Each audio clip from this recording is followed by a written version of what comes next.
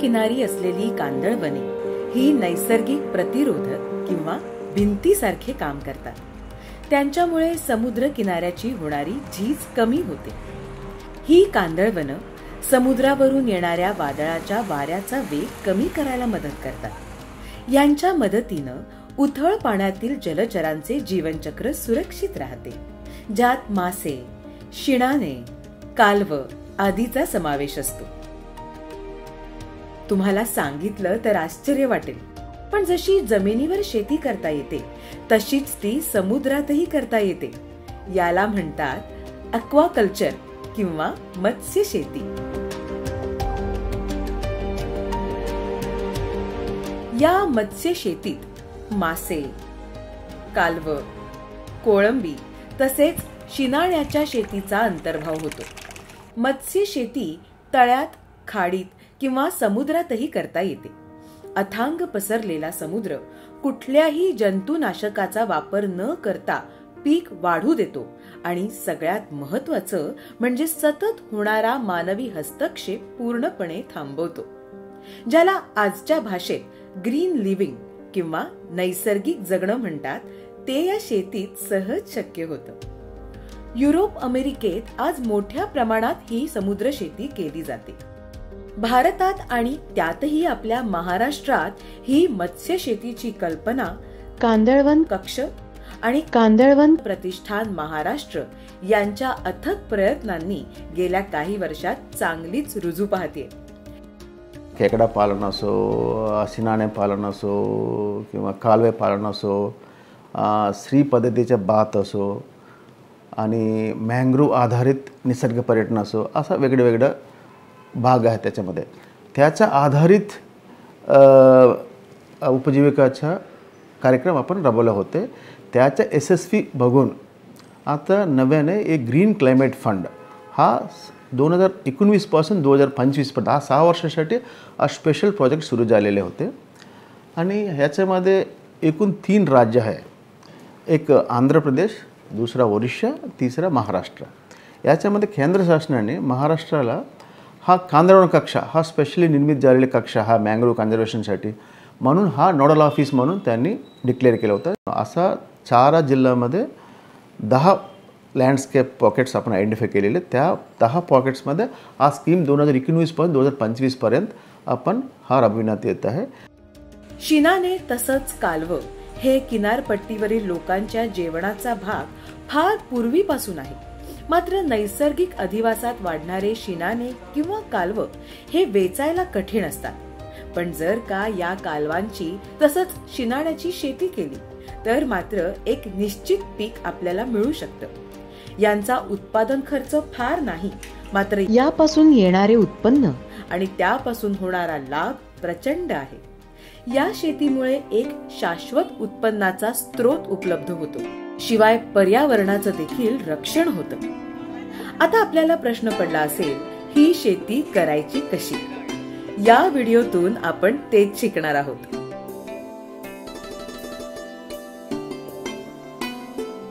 सगळ्यात आधी आपल्याला एक जागा निवडायची असते. जागा निवडीची सर्वात पहिली पायरी म्हणजे अशी खाडी शोधणं जिथे लाटांचा जोर कमी असतो. अशी जागा उत्तम मानली जाते. जेव्हा आपण एखादी जागा निवडतो ती त्या प्रकल्पासाठी योग्य आहे की अयोग्य हे निश्चित करणं आपल्याला खूप महत्त्वाचं असतं. त्यासाठी आपण त्या खाडीच्या पाण्याची खोली आणि त्या खाडीच्या पाण्याची योग्यता ही आपण तपासून घेतो. खाडीची खोली ही साधारण 3 मीटर एवढी लागते. म्हणजेच इथल्या जर स्थानिक भाषेत बोलायचं गेलं तर खाडीची खोली ही साधारण 1.5 पुरुष ते 2 पुरुष एवढी त्याच्या सुकतीच्या वेळेला आपल्याला आवश्यक असते. एकदा अशी जागा मिळाली की सगळ्यात पहिल्यांदा त्या जागेची क्षारता तपासून घ्यावी. त्यासाठी रिफ्रॅक्टोमीटरचा वापर करावा. जर क्षारतेचं प्रमाण 25 ते 35 ppt आहे तर ती जागा उत्तम समजावी. कालवे पालन किंवा शिंदाणे पालन प्रकल्प राबवण्यासाठी जागा अनुकूल आहे की नाही हे तपासण्यासाठी आपण पाण्याची क्षारता तपासतो. त्याच्यासाठी आपण रिफ्रॅक्टोमीटर हे इन्स्ट्रुमेंट यूज करतो. हे आपण खाडीचं पाणी घेतलं आहे, हे आपण रिफ्रॅक्टोमीटर या उपकरणावरती टाकणार आहोत आणि पाण्याची क्षारता मोजणार आहोत सूर्यकिरणाच्या दिशेने.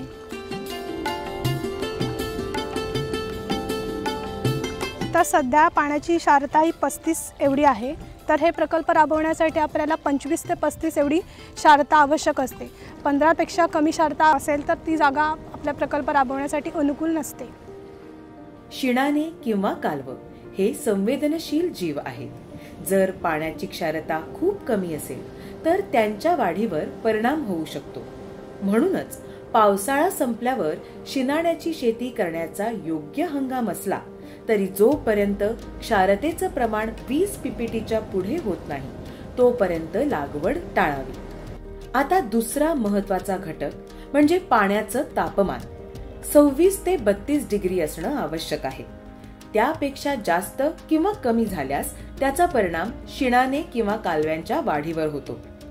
तिसरा महत्त्वाचा घटक म्हणजे निवड केलेल्या जागेत पाण्याचा प्रवाह किती खेळता आहे. शिणाने तसेच कालवांचं मुख्य खाद्य वनस्पती प्लवंग आहे. जिथे पाणी खेळतं राहतं तिथे ते मोठ्या प्रमाणात येतात. खेळत्या पाण्याचा अजून एक महत्त्वाचा फायदा म्हणजे त्याच्या मदतीने नैसर्गिकरित्या तराफ्यांवर लावलेले काप स्वच्छ होतात आणि खेळत्या पाण्याबरोबर शिणाने तसेच कालवांची विष्ठा वाहून जायला मदत होते आणि लागवडीची जागा स्वच्छ राहते. एकदा जागेची निवड झाली की पुढची पायरी म्हणजे शिणाण्याच्या शेतीसाठी लागणारा तराफा बनवणे. आता आपण तो कसा बनवायचा ते बघूया. तराफा बनवण्याची प्रक्रिया. शिणाने किंवा कालव्यांच्या वाढीसाठी आपल्याला काही उपाययोजना कराव्या लागतात. जसं जमिनीवर शेती करताना जमीन नांगरली जाते तसंच काहीसं इथेही करावं लागतं. हे शिणाने किंवा कालवं नैसर्गिक अधिवासात असताना एखाद्या खडबडीत पृष्ठभागावर चिकटतात आणि तिथे त्यांची वाढ आणि प्रजनन होते. पण आपण शेती करत असताना त्याच्यासाठी ही जागा उपलब्ध करून देतो. आता ही जागा कोणती असा प्रश्न तुम्हाला पडला असेल तर ती जागा म्हणजे आपण बनवलेला तराफा. ही एक वेळ करायची गुंतवणूक आहे. एकदा आपण तराफा बनवला की थोडीफार डागडुजी करून तो पुढील काही वर्ष आपण सहज वापरू शकतो. हा तराफा 2 वेगवेगळ्या गोष्टींचा उपयोग करून बनवता येतो. एक GI पाईप्सचा वापर करून किंवा 2 बांबूचा वापर करून. तराफा बनवण्यासाठी लागणारे साहित्य आणि परिमाण. GI पाईप्स 1.5 इंच, 15 नग, दोर 4 मिलीमीटर, 6 मिलीमीटर आणि 12 मिलीमीटर, एकूण 18 किलो. प्लास्टिकचे पिंप 200 लिटरचे, 6 नग. तराफ्यासाठी नांगर 60 किलो, 1 नग किंवा 30 किलोचे 2 नग. बाह्य संरक्षण जाळी 5 बाय 5 बाय 1.5 मीटर, 1 नग. कुठल्या कच्च्या मालाच्या साहाय्याने तराफा बनवायचा हे पूर्णपणे तुमच्यावर आणि तुमच्या आजूबाजूला उपलब्ध असलेल्या साधनांवर अवलंबून आहे. तराफा बनवण्याची क्रिया दोन्हीकडे सारखीच आहे. स्थानिक उपलब्ध असलेले बांबू वापरल्यास तराफा तयार करण्याची किंमत बऱ्याच प्रमाणात कमी होऊ शकते. आता आपण GI पाईप्सच्या साहाय्याने तराफा कसा बनतो ते समजून घेऊ. एक 5 बाय 5 मीटरचा किंवा 15 बाय 15 फुटाचा GI पाईप्सचा तराफा आपल्याला बनवायचा आहे. यासाठी साधारणपणे 1.5 इंचाचे 15 पाईप्स लागतात. GI पाईप्सला योग्य आकारात कापून 2 पाईप्समध्ये साधारण 2.25 फुटांचं अंतर सोडून हे पाईप्स वेल्ड केले जातात.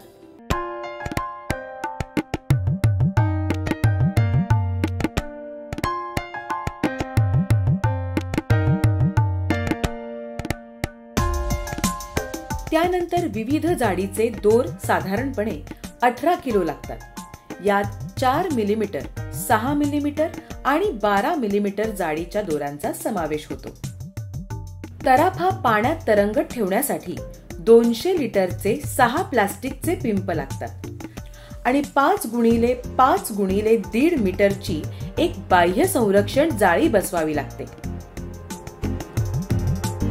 एकदा तराफा पूर्ण तयार झाला की तो ओहोटी असताना जेव्हा पाण्याची पातळी 1.5 ते 2 मीटर खोल असते तेव्हा पाण्यात सोडला जातो.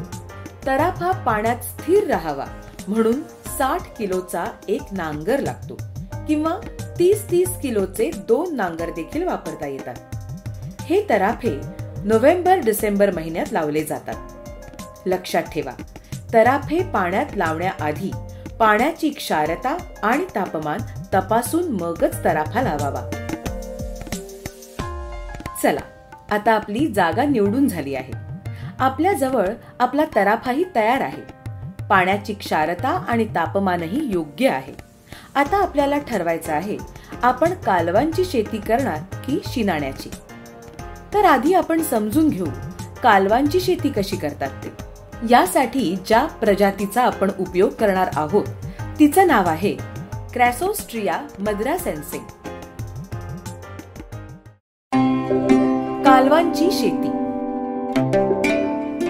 कालवांची शेती जर अनेकांसाठी नवीन असली तरी कोकणातल्या मच्छीमारांना कालवं कशी काढायची, ते कुठे वाढतात याचं पारंपरिक ज्ञान असतं. कालवं उथळ खाडीच्या पाण्यातून शोधून काढून घरी आणण्याचं काम मुख्यतः स्त्रिया करतात. हे करताना अनेकदा करपांच्या धारदार कडांमुळे हातापायाला जखमा होतात. कालवं आणायला गेलं असताना ती मिळतच नाही. तसंच मोठी कालवं, ज्यांना साड म्हणतात, त्यांचे प्रमाणही खूप कमी झालेले आहे. त्यामुळे यामध्ये फायद्यापेक्षा तोटाच जास्त होत असल्यानं कालवांची शेती करण्याचा विचार पूर्वी कुणाच्या मनातही येत नसे.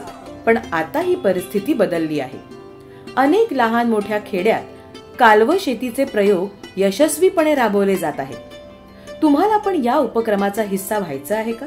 मग आपल्या नजीकच्या वन परिक्षेत्र कांदळवन कक्षाशी किंवा कांदळवन कक्ष आणि कांदळवन प्रतिष्ठान महाराष्ट्र यांच्या मुंबई मुख्यालयाशी संपर्क साधा. आपल्या सुविधेसाठी शासनाने आपल्याला लागणारी सगळी मदत ही स्थानिक कांदळवन कक्षातून मिळेल याची व्यवस्था केली आहे. ते तुम्हाला सांगतील आधुनिक पद्धतीने ही कालवांची शेती कशी करायची आणि फायदा कसा कमवायचा. चला, आपण कालवाच्या शेतीची आधुनिक पद्धत समजावून घेऊया. कालवांच्या शेतीसाठी लागणारा कच्चा माल म्हणजे कालव काढल्यानंतर राहिलेलं कठीण कवच, ज्याला करप म्हणतात, ही आपल्याला गावाच्या बाहेर उकिरड्यावर पडलेली मिळते. स्त्रिया ती करप गोळा करून आणतात. त्यांना धुवून स्वच्छ करून उन्हात सुकवलं जातं. एकदा का ती पूर्णपणे कोरडी झाली की मग त्या करपांना छिद्र करून त्यांना 1 मीटर लांबीच्या नायलॉनच्या दोऱ्यांना अडकवलं जातं. करप एकमेकांना घासू नये म्हणून त्यांना विशिष्ट जागी बांधलं जातं. एकाच दोराला बांधलेल्या 2 करपांमध्येही एक समान अंतर ठेवलं जातं. 1 मीटर दोरावर 5 ते 6 करप बांधली जातात. एका तराफ्याला असे 300 दोर बांधले जाऊ शकतात. होय का, येताना करपा आणला काहीतरी वेगळं काम चालू आहे. होय होय. काय करताय तुम्ही? आम्ही आता ही खाडीतून करप गोळा करून आणली आहे आणि आता ते होल मारणार आणि दोरीमध्ये गुंतणार आणि नंतर तराप्याला नेऊन लावणार. ज्या प्रकल्पासाठी माळा लागतात, होय होय, त्या माळा तुम्ही तयार करताय. हो, तर स्वतः हे जे आहे हे तुम्ही खाडीतनं आणलेलं आहे. हो हो. आता ह्याच्यावर ह्याची माळ होल मारून माळ तयार करताय आणि ही झालेली माळ आहे. हो, तर ही 1 मीटरची माळ तुम्ही तयार केली. हो हो. आता जर तुम्ही माझ्या हातात बघत असाल तर ही कालवांच्या शेलची माळ आहे. ही 1 मीटरची माळ आपल्याला तयार करायची आहे आणि मग मागे असणाऱ्या राफला ही माळ बांधली जाते. या माळेवर आपल्या या निसर्गामध्ये असणारी जी कालवांची बीजं आहेत किंवा कालवांची पिल्लं आहेत ती या माळेला चिकटतात आणि याच्यातनं मोठ्या कालवांची निर्मिती होते. छोटी असतात ती कालवं आणि मोठ्या कालवांना आमच्या या लोकल लँग्वेजमध्ये साड म्हटलं जातं आणि या साडांना आपल्या या लोकल मार्केटमध्ये फार मोठी मागणी आहे. अशा प्रकारे तयार झालेली ही 1 मीटर लांबीची माळ तराफ्याला बांधली जाते. एकदा का या माळा बांधून पूर्ण झाल्या की या माळांवर बांधलेल्या करपांवर कालवांचं बीज किंवा त्यांची पिल्लं येऊन चिकटतात. हे का होतं हे देखील आपण समजावून घेऊया. नैसर्गिक अधिवासात प्रजनन करताना कालवं आपली फलित अंडी पाण्यात सोडून देतात. ही काही अद्भुत क्रिया नाही. समुद्रात राहणारे बहुतेक जीव असंच फलन करतात. पाण्यात तरंगणारी ही बीज किंवा पिल्लं एका ठराविक वाढ झाल्यानंतर सुरक्षित जागेच्या शोधात असतात. त्यासाठी त्यांना एका खडबडीत पृष्ठभागाची आवश्यकता असते. तराफ्याला लावलेल्या कालवांच्या कवचावर ही पिल्लं चिकटतात आणि मग तिथेच त्यांची वाढ व्हायला सुरुवात होते. कालवं मोठे होत असताना त्यांची नियमित काळजी घेणं आवश्यक असतं. त्यासाठी काय करायला हवं हे आपण आता जाणून घेऊ. कालव्यांची सफाई आणि देखभाल. कालवांची सफाई आणि देखभाल फारशी कठीण नाही. ही नैसर्गिक शेती असल्याने निसर्ग आपल्या परीने सगळी काळजी घेतच असतो. तरीही आपल्याला यात थोडा सहभाग घ्यावा लागतो. कालवाचे तराफे लावल्यानंतर साधारणपणे 7 ते 8 महिन्यांच्या कालावधीत कालवं तयार होतात. नोव्हेंबर-डिसेंबर मध्ये तराफे लावल्यास मे-जून मध्ये कालवं काढणीसाठी तयार झालेली असतात. हा कालावधी मान्सूनवर देखील अवलंबून असतो. मान्सूनचा मुक्काम वाढल्यास कमी क्षारतेमुळे कालवांचे प्रजनन लांबवल्यामुळे पिल्ले कालवांच्या कवचाला चिकटत नाही. मान्सून लवकर आल्यास काढणी लवकर करावी लागते. असं असलं तरी जोपर्यंत पाण्याची क्षारता 20 ते 25 ppt होत नाही तोपर्यंत कालवं लावू नये. या कालवांवर होणारे परजीवींचे शिकारी हल्ले तसंच त्यांचा अकाली मृत्यू यामुळे मोठे नुकसान होऊ शकते. मुख्यत्वे करून खुबे अर्थात बार्नेकल्स, पॉलिकिट्स आणि ऍसिडियन्स किंवा समुद्री स्पॉन्ज कालव्यांच्या पृष्ठभागावर येऊन चिकटतात. याशिवाय पाण्यात असलेली चिखल माती या कालवांवर येऊन जमा होते.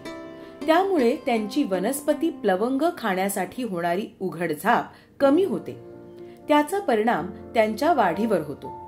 म्हणून कालवं असलेले दोर बांधण्यापासून ते त्यांची काढणी करेपर्यंत कालवांची नियमित स्वच्छता आणि देखभाल करावी लागते. कालवं काढल्यानंतर ती लगेच विक्रीला जाऊ शकत नाहीत. समुद्रात वाढणाऱ्या या कालवांना स्वच्छ केलं जातं. कालवांना आणि शिनाण्यांना स्वच्छ करण्याची पद्धत जवळजवळ एकसारखी असते.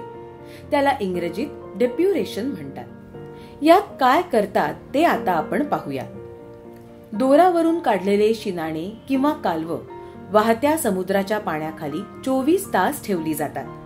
त्यानंतर त्यांना पुन्हा स्वच्छ कोणतेही प्रदूषण नसलेल्या समुद्राच्या पाण्यामध्ये धुतलं जातं. अशा पद्धतीने साफ केलेल्या कालवं तसंच शिनाण्यांमध्ये 90% जीवाणू तसंच इतर हानिकारक घटकांचे प्रमाण कमी झालेले असते. आपल्या कोकणात अजून हा उद्योग इतका वाढलेला नाही. त्यामुळे आपल्याकडे शिनाण्यांच्या निर्यातीसाठी आवश्यक असे डिप्युरेशन प्रकल्प नाही. परंतु भविष्यात असे प्रकल्प उभे राहू शकतात. आवश्यकता आहे शिनाण्यांचं आणि कालवांचं उत्पादन वाढवण्याची. नैसर्गिक वाढणारी कालवं ही आकाराने लहान असतात, तर अशा पद्धतीने तयार करण्यात येणारी कालवं ही आकाराने मोठी असतात. त्यांना बाजारात मोठी मागणी असते.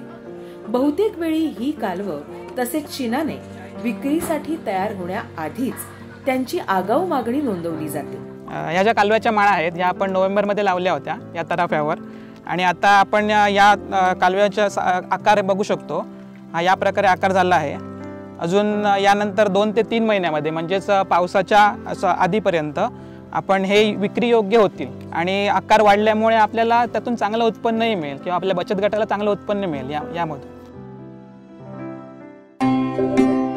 शिनाण्याची शेती. समुद्र किनारी राहणाऱ्या लोकांसाठी उपलब्ध असलेलं दुसरं पर्यायी उपजीविकेचं साधन म्हणजे शिनाण्याची शेती. यातील सुरुवातीच्या काही पायऱ्या जसं की जागेची निवड, तराफा बांधणी प्रक्रिया या कालवाच्या शेतीसारख्याच आहेत. असं असलं तरी शिनाण्याच्या शेतीसाठी लागणारं बीज खरेदी उपलब्ध करण्याची प्रक्रिया वेगळी आहे. पहिली, ज्यात केरळमधून येणाऱ्या तयार शिनाण्याच्या माळा जशाच्या तशा तराफ्याला बांधल्या जातात. यात तयार बीजांची लांबी 2 ते 2.5 सेंटीमीटर इतकी असते.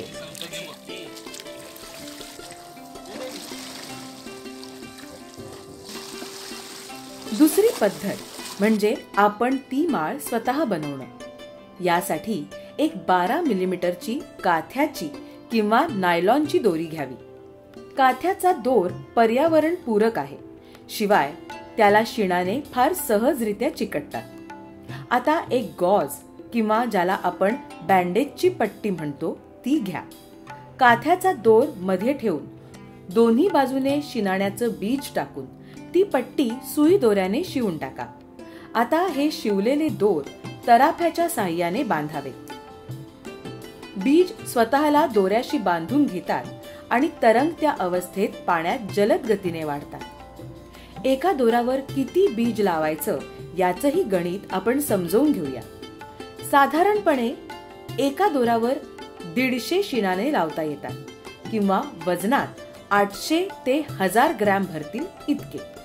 दोर अशा पद्धतीने बांधलेले हवे की ते तळाला स्पर्श करणार नाही आणि ओहोटीच्या वेळेस ते जास्त वेळ पाण्याबाहेर राहणार नाही. जलद गतीने वाढीसाठी बीज लावलेले दोर निदान 25 सेंटीमीटर अंतरावर बांधलेले असायला हवे. मोकळ्या समुद्रात शिणाण्याची शेती करत असताना शिणाणे वेगाने वाढतात. साधारणपणे 5 ते 6 महिन्यात त्यांची वाढ 8 ते 10 सेंटीमीटर इतकी होते. याचाच अर्थ 1.5 सेंटीमीटर दर महिना आणि सरासरी त्यांचं वजन 35 ते 45 ग्रॅम इतकं असतं. शिणाण्याची सफाई आणि देखभाल. जशी कालवांची नियमित सफाई करावी लागते तशीच सफाई शिणाण्यांची देखील करावी लागते. तराफा पाण्यात सोडल्यानंतर साधारण 15 दिवसांनी त्यांची तपासणी केली जाते, ज्यात शिणाण्याचा आकार किती वाढला ते बघितलं जातं. याशिवाय शिणाणे दर आठवड्याला स्वच्छ करायचे असतात. शिणाण्याच्या तोंडाशी साठणारा मळ स्वच्छ करणं महत्वाचं असतं, कारण शिणाणे जेव्हा आपलं तोंड उघडतात तेव्हा ते पाण्याद्वारे आपलं खाद्य घेतात. यात वनस्पती प्लवंग फायटोप्लॅंक्टनचा समावेश असतो. सुरुवातीचे 2 महिने ही काळजी आपल्याला घ्यायची असते. त्यानंतर शिणाण्यांवर खुबे किंवा बार्नॅकल्स नावाचा प्राणी येऊन चिकटतो. तो काढण्यासाठी आपण नखाचा, हाताचा किंवा चाकूचा वापर करू शकतो. खुबे आत्ताच नाही काढले तर जेव्हा शिणाणे काढणीला तयार होतात तेव्हा चिकटलेले खुबे आपली डोकेदुखी बनू शकते. ही शिणाण्याची माळ आहे आणि आता हे आपले जे शिणाणे आहेत ते विक्री योग्य झालेले आहेत. एक काढून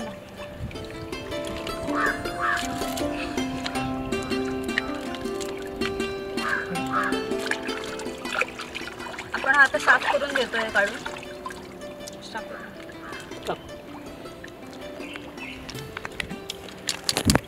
त्याच्यावरचे हे जे परजीवी कीटक चिकटलेले आहेत ते आपण साफ करायचे.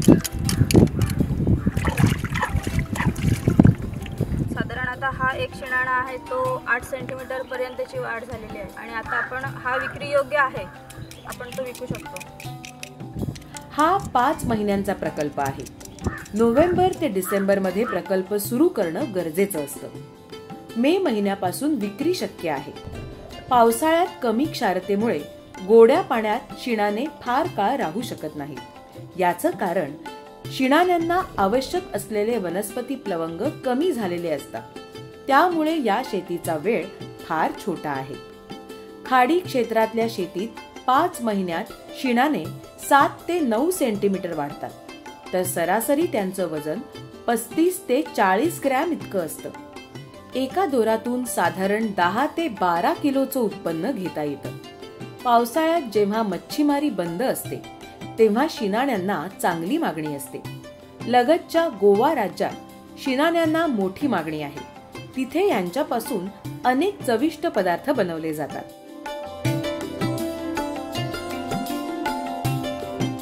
शिणाणे हे नगदी पीक आहे. जसजसे शिणाणे तयार व्हायला लागतात आणि काढणीची वेळ जसजशी जवळ येऊ लागते तसतसे एजंट फोन करून याचं आगाऊ बुकिंग करायला लागतात. आता आपल्याला हे तर कळलं की मत्स्य शेतीसाठी काय साहित्य लागणार आहे, कुठली शेती आपण करू शकतो. पण आता महत्वाचा प्रश्न आहे, हे सगळं करायचं कसं आणि हे विचारायचं कुणाला. ही शेती करण्यासाठी 2 पद्धती आहेत. पहिली म्हणजे वैयक्तिक शेती करणं, दुसरी म्हणजे बचत गट स्थापून शेती करणं. त्यापैकी वैयक्तिकरित्या जर शिणाणे किंवा कालवं यांची शेती करायची असेल तर शासन त्याला अनुदान देत नाही. पण जर गावातल्या लोकांनी एकत्र येऊन बचत गट स्थापन केला, त्यासाठी आवश्यक कागदपत्र शासनाकडे जमा केली तर शासनाकडून या शेतीसाठी प्रोत्साहन म्हणून 90% पर्यंत अनुदान मिळतं. त्यामुळे आपल्याला जवळच्या वन परिक्षेत्र कांदळवन कक्षाशी किंवा कांदळवन कक्ष आणि कांदळवन प्रतिष्ठान महाराष्ट्रच्या मुंबई मुख्यालयातील अधिकाऱ्याला माहिती विचारूनच मगच काय तो निर्णय घ्या. आपल्याला सुविधेसाठी शासनाने लागणारी सगळी मदत ही स्थानिक कांदळवन कक्षातून मिळेल याची व्यवस्था केली आहे. शाश्वत प्रकारे आपल्याला कालव्यांची आणि शिणाण्यांची शेती कशा प्रकारे करता येईल याचा कांदळवन कक्ष विचार करत आहे. या दोन्ही शेतीमध्ये या व्यवसायातील संधी हेरून कांदळवन कक्ष याचा प्रसार जास्तीत जास्त लोकांपर्यंत व्हावा म्हणून प्रयत्न करत आहे. कालवे आणि शिणाणे या दोघांचीही शेती आपण शाश्वत पद्धतीने करतो. याच्यामध्ये पूर्णपणे नैसर्गिक अधिवासामध्ये उपलब्ध असलेले खाद्य हे कालवे आणि शिणाणे वापरतात आणि त्याच्यातून त्यांची वाढ होते. याच्यामध्ये आपल्याला बाहेरून कुठलंही खाद्य द्यावं लागत नाही. त्याचवेळी पूर्णपणे याच्यामध्ये असलेले मेडिसिनल व्हॅल्यूज आहेत, जे औषधी गुणधर्म आहेत, याच्यामध्ये फार मोठ्या प्रमाणामध्ये अँटीऑक्सिडंट गुणधर्म आहेत, त्याच्यामुळे त्याचा फायदा आपल्याला होतो. कोकण किनारपट्टीवर राहणाऱ्या स्थानिक लोकांच्या जेवणात कालवं आणि शिणाण्यांचा अंतर्भाव होतो. याचं कारण त्यांच्यात असलेलं पोषण मूल्य. याशिवाय कालवं आणि शिणाणे दोघांचा वैद्यकीय उपयोग देखील आहे. हे तर झालं कालवं तसंच शिणाण्याच्या मत्स्य शेतीविषयी. आता तुम्हाला प्रश्न पडला असेल, याला किती पैसे लागतात, ते कसे उभे करायचे, एकूण खर्च किती येतो आणि या शेतीतून परतावा कसा मिळतो, त्यासाठी आपण काय आणि कसं नियोजन केलं पाहिजे, त्यासाठी एक बिझनेस प्लॅन आता आपण आखूया.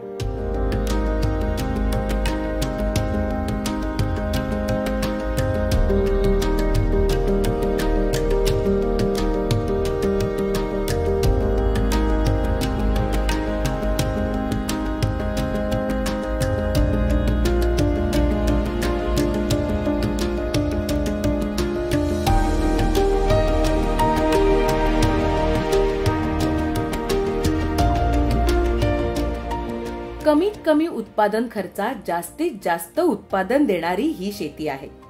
चांगली गुणवत्ता असलेल्या शिणाणे आणि कालव्यांना केवळ भारतातच नाही तर जगभरातून मोठी मागणी आहे. तर वाट कसली बघताय?